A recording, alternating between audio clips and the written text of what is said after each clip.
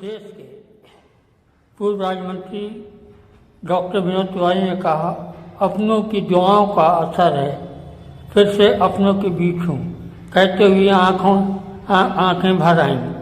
मालूम रहे कि डॉक्टर विनोद तिवारी 1 साल से जेल इलाज हैं।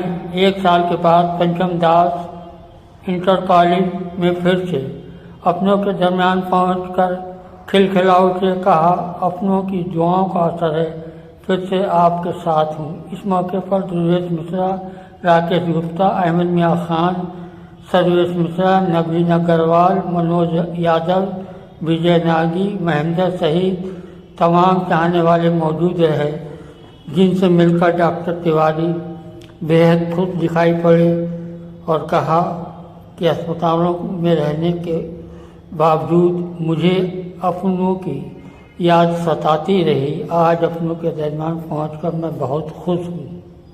डॉक्टर साहब, 1 साल के बाद आप स्वस्थ होकर अपने चरित्रों में आए हैं। आपके चाहने वालों की दुआएं और आपके संघर्ष से आप फिर से ठीक हो गए। क्या कहेंगे अपने लोगों को? ये बात आपकी बिल्कुल सच है कि करीब 1 साल बाद जो है आप लोगों के बीच में पहुंचने का अवसर मिला है। 1 जुलाई को जो है पहला ऑपरेशन हुआ था, उसके बाद 4 ऑपरेशन हुए, बाईपास सर्जरी का ऑपरेशन हुआ, कैंसर का ऑपरेशन हुआ, इसके बाद कीमोथेरेपी और रेडिएशन, वो उसका लंबा प्रोसेस चलना था। इसलिए डॉक्टरों ने इजाजत भी नहीं दी कि आप जो है छोड़ के यहाँ से हेडक्वार्टर नहीं जाएंगे। इच्छा बहुत होती थी आप लोगों से मिलने के, आप लोगों के बीच में आऊं। मेरा पहले भी जब कभी रहा, आप लोगों ने मौका काम करने को दिया, तो मैं बीच बीच में आता था, कहता भी लोगों से कि आप लोगों के बीच में आया हूं तो नई ऊर्जा एक लेके जा रहा। और मुझे लगता था कि मैं अपने लोगों के बीच में नहीं पहुंच पा रहा हूं, लेकिन दबावों की वजह से और क्षेत्र के कोई, चाहे वो किसी वर्ग का व्यक्ति हो, किसी से जुड़ा हुआ व्यक्ति हो, चाहे वो मीडिया से जुड़े हुए व्यक्ति हो, चाहे शिक्षा जगत से भी जुड़े हुए व्यक्ति हो, चाहे सामाजिक कार्यकर्ता हो या कोई अन्य संगठन के लोग हों, मैं समझता हूं हर किसी की दुआएं मेरे साथ थी। लोगों के फोन भी पहुंचते रहते थे, मिलने भी लोग पहुंचे।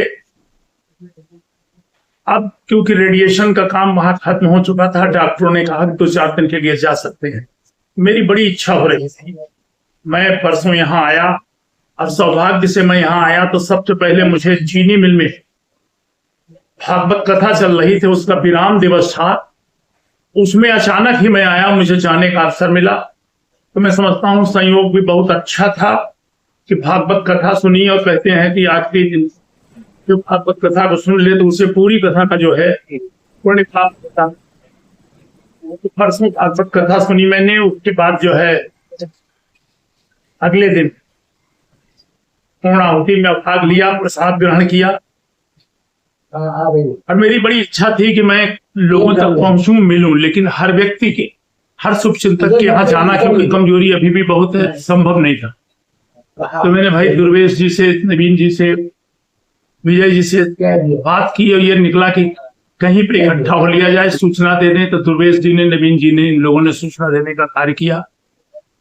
मैं आभारी हूं दिल की गहराइयों के साथ इन लोगों का कि इन्होंने यहाँ पर ये कार्यक्रम रखा और मुझे आप लोगों से रूबरू होने का अवसर मिला। और जैसे भी ठहाके लगे, मैंने कहा कि ठहाके 1 साल से ठहाके नहीं लगा सका था।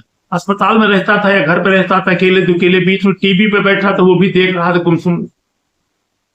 तो मैं समझता हूं कि अब यहाँ आप लोगों के बीच में आया हूं। वैसे तो दुआएं सब लोगों की थी ही, लेकिन सामने हुआ अभी माँ सरस्वती जी का पूजा अर्चन कर किया, ये भी एक अच्छी बात हुई। यहाँ भी आया, आप लोगों से मिले तो सबसे पहले जो है माँ सरस्वती जी की पूजा करने का अवसर मिला। उसके बाद आप लोगों से रूबरू हुआ।